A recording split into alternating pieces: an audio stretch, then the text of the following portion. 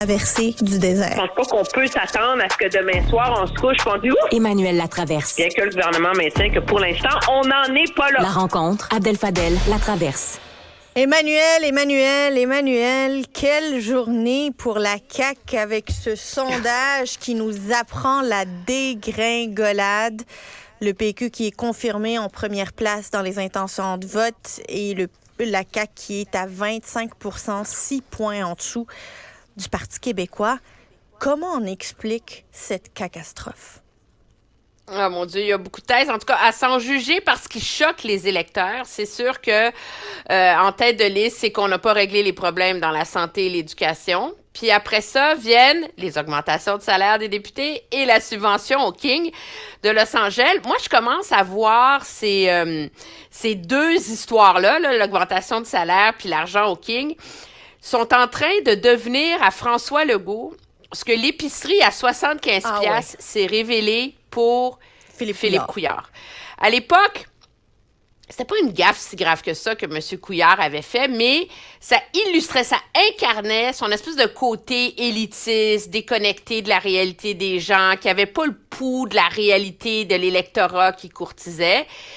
Puis, en même temps, le 30% d'augmentation de salaire des députés, ça vient incarner à quel point M. Legault a un peu pris ses électeurs pour acquis. Un petit peu. Puis le 7 millions des Kings, c'est on va essayer d'acheter l'affection des gens avec du pain et des jeux. Tu sais, on va leur faire venir. Alors, puis ça, moi, je pense que ça met le doigt sur l'espèce de problèmes existentiels auxquels le gouvernement Legault est confronté depuis, en vérité, qu'il a repris le pouvoir l'an dernier. C'est que c'est un gouvernement sans gouvernail. C'est quoi le but de ce mandat-là? Oups. T'sais, et c'est comme, il a essayé de taponner ça autour de la filière batterie, mais c'est pas un projet de société, une filière batterie, là, tu sais. Et après ça, il s'est laissé happer par les crises dans les services publics, où le gouvernement récolte en ce moment avec le conflit de travail, une horrible lecture qu'il avait de l'état de la situation. Si on se reporte à ce qu'on se faisait dire à la même date l'an dernier, on avait un gouvernement qui concevait que les gens aimaient les profs et les infirmières, mais qui était capable de capitaliser et de générer un sentiment antisyndical, où toute la logique de cette négociation, c'était qu'on allait casser le carcan des conventions collectives. T'sais, on va les casser cette fois-ci. Ça marche si tu as l'opinion publique derrière toi, mais le gouvernement a absolument sous-estimé le niveau de détermination de ces travailleurs-là qui, plus ils sont déterminés, plus gagnent l'appui du public parce que plus les gens se disent « mais dans le fond, ils sont dans la rue, ils n'ont pas de salaire. Ils doivent bien avoir raison d'être en grève. » Et donc, et un gouvernement sans gouvernail qui repose toujours exclusivement sur la popularité et le lien très personnel du premier ministre, ben il n'y a pas de plan B.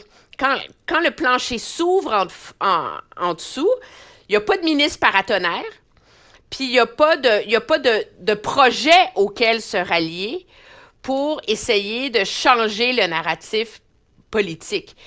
Puis ajoute à ça le fait qu'il y en a un politicien dans l'eau, puis je pense qu'on ne peut pas séparer la baisse d'appui de la CAQ du travail qu'a réussi à faire Paul Saint-Pierre Plamondon comme chef du Parti québécois. C'est le contraste de style, en vérité, entre le politicien qui erratique, qui gouverne sur des coups de tête avec des sondages, et le jeune premier qui s'incarne la vision du politicien de principe. Alors, tu fais tout ça mis ensemble, ben, tu as le transfert de vote qui permet au Parti québécois, finalement, d'être allé rechercher à la CAQ les votes nationalistes et souverainistes qui l'avaient abandonné. Mais c'est vraiment les votes nationalistes et souverainistes ou est-ce que c'est les votes de déçus qui sont pas nécessairement souverainistes ou peut-être même pas nationalistes et qui stationnent leur vote auprès de celui qui représente le plus l'antithèse de François Legault? Mais je pense que c'est difficile de vraiment séparer les deux. Je pense qu'il y a probablement un mélange des deux en ce moment. Je pense que la stratégie du Parti québécois d'aller refaire le plein de votes souverainistes et nationalistes est quand même non négligeable. Mais il y a quand même une proportion là, de 20 quelques % des électeurs qui voteraient PQ qui sont pas souverainistes. Là. Alors ça, c'est des gens qui vont parquer leur vote au PQ pour l'instant, ou c'est des électeurs nationalistes, mais c'est sûr que c'est des gens qui sont déçus par un gouvernement qui, en plus, n'est capable de récolter aucun gain nationaliste, si ce n'est que de hérisser la communauté anglophone de manière absolument spectaculaire, comme il l'a fait sur l'enjeu des universités cet automne. Donc, un projet mal ficelé, bâclé, mais qui devait se poser, rendre le gouvernement populaire parce qu'on cassait du sucre sur le dos de la méchante Université McGill, mais finalement, ça s'est retourné contre lui, je pense. Mais d'ailleurs, as-tu vu la 4e raison pour laquelle les électeurs justifient finalement l'insatisfaction gouvernementale? Écoute, c'est assez magique, là. Je vais te la lire parce que je pense que je l'ai lu 4 fois. La 4e raison, après le système de santé et d'éducation, la hausse des salaires et les kinks, c'est « Je n'aime pas les politiques nationalistes comme la loi 21, la loi 96 et l'arrêt des subventions pour les étudiants hors Québec qui viennent étudier dans une université anglophone. » Ben, je pense que les Québécois veulent défendre le français, veulent défendre leur identité, mais je pense pas qu'ils apprécient de le faire de manière à avoir honte de la façon dont on le fait. C'est ça. Et je suis de ceux qui pensent qu'il y a des problèmes fondamentaux à régler dans le financement des universités, dans le poids des universités anglophones comme McGill et Concordia, sur le paysage linguistique montréalais. Mais c'est pas avec des arguments bâclés comme celui de faussement dire qu'on subventionnait les Anglos, qu'on va y arriver. Et c'est là que le côté brouillon de ce gouvernement-là le rattrape absolument fondamentalement. La seule chose, moi, je pense qui le sauve un petit peu en ce moment, c'est que le Parti libéral n'a pas de chef. Puis en vérité, le Parti libéral est le seul parti qui ne bénéficie pas un peu de la chute, et ça reflète leur erreur fondamentale de reporter ad vitam aeternam le fait d'avoir un nouveau chef. Est-ce que c'est une vulnérabilité supplémentaire pour M. Legault de se dire, ben là, je perds mes appuis nationalistes au PQ, mais au moins, comme il n'y a personne au PLQ, je suis capable de les garder. Il va finir par y avoir quelqu'un. Est-ce qu'à ce moment-là, il sera plus fragile ou il va s'être remis en selle? Je sais pas, mais c'est sûr que c'est un gouvernement.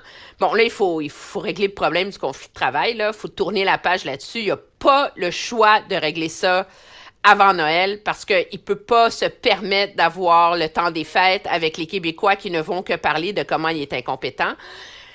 Mais il faut trouver une façon de relancer son gouvernement patiemment, sereinement, méthodiquement, sérieusement, sur de nouvelles bases à partir du mois de janvier prochain. Un remaniement, Emmanuel? Oui, mais un remaniement... Tu sais, on est quand même dans une ère là, où le bureau du premier ministre a énormément de pouvoir. Un remaniement, sans les idées qui viennent avec, ça sert à rien. Regarde M. Trudeau, là. Tu sais, je veux dire, il a fait un gros remaniement avec des jeunes visages, etc., la diversité, cet été, ça a eu 0 effet puis une barre. Donc, un remaniement, OK? Tu vas me dire, on va enlever Bernard Drinville de l'éducation parce qu'il est trop polarisant. Fait que là, on va mettre encore un nouveau ministre de l'Éducation. Ah non, l'éducation, la santé, les finances, tu peux pas bouger ça. Refaire ses classes, puis encore essayer de recommencer. C'est ça aussi le problème, tu sais. Un remaniement, ça règle pas tous les problèmes, là. Moi, je pense que c'est un gouvernement qui a besoin d'un projet, premièrement. Puis il n'y en a pas de projet en ce moment. Puis c'est ça qui nuit fondamentalement à son approche, là.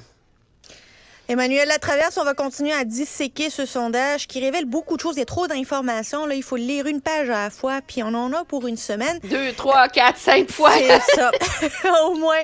Merci beaucoup. On se retrouve demain. Très bien, au revoir.